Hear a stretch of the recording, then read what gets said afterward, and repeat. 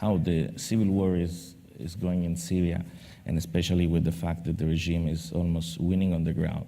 The Islamic Republic of Iran looks like that will have the opportunity to build a kind of land bridge from Tehran to Baghdad to Damascus and Beirut. Do you fear a scenario like this, and how a scenario like this could be stopped? We had the Syrian opposition in Riyadh last week, and we were able to take all of the different opposition groups and merge them into one, so now they can speak with one voice. They have adopted a political platform that we think is very realistic, and they are now in Geneva discussing or negotiating with the regime how to implement a political transition. And we support them in this area, and I believe that the international community supports them in this area. We want to see Syria resolved on the basis of the Geneva I Declaration and Security Council Resolution 2254, which calls for an interim governing council elections, constitution elections, and a new future for Syria. So that is, we believe, pointing in the right direction. With regards to Iran and its negative role in Syria and in Iraq and in Lebanon, I think this started in 1979 with the Khomeini Revolution. The Khomeini Revolution does not recognize borders. The Khomeini Revolution does not recognize nationality. It believes that all the Shia belong to Iran. The Khomeini Revolution believes in exporting this revolution. And so that's what we're seeing. We see Iran's negative influence throughout the region, and we're trying to work in order to push back against this. We see Iran's negative influence in Yemen. We see Iran violating the ballistic missile resolutions by providing them to radical militias such as the Houthis in Yemen. We saw one missile intercepted yesterday that was launched by those militias into Saudi Arabia. We saw prior to on November 4th, a ballistic missile that almost landed in Riyadh International Airport. These are all Iranian missiles.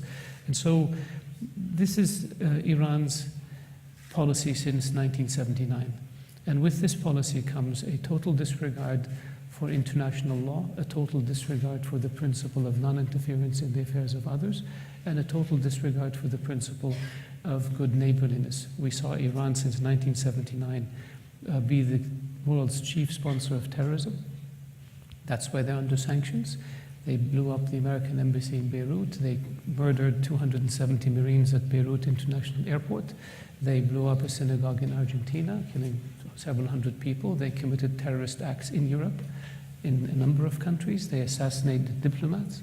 They attacked and destroyed more than 12 embassies. They planned terror cells in our countries. They committed terrorist operations in our country in 1996. Khobar Towers, the Iranians were responsible for it. The control officer was General Sharifi, their military attaché in Bahrain.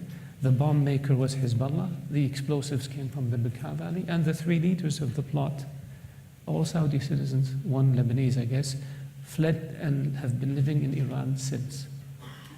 We captured the head 2 years ago in Lebanon with an Iranian passport.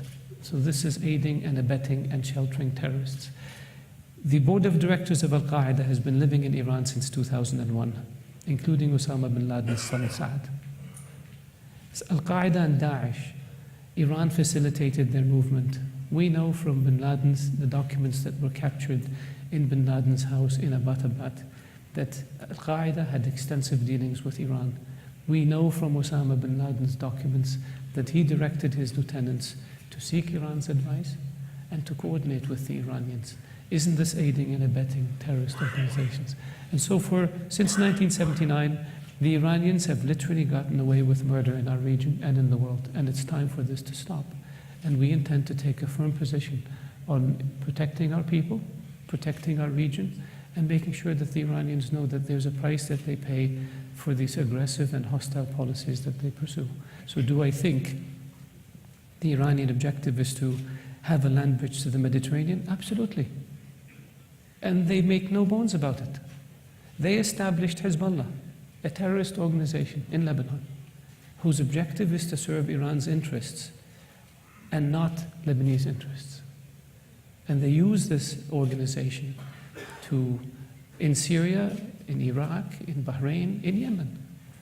And Hezbollah uses Lebanese banks to launder money and Lebanese ports to smuggle drugs. That's how they finance themselves in part. And we believe that the world must take firm action against these terrorist organizations if we want to give Lebanon a fighting chance to have a better and more secure and prosperous future.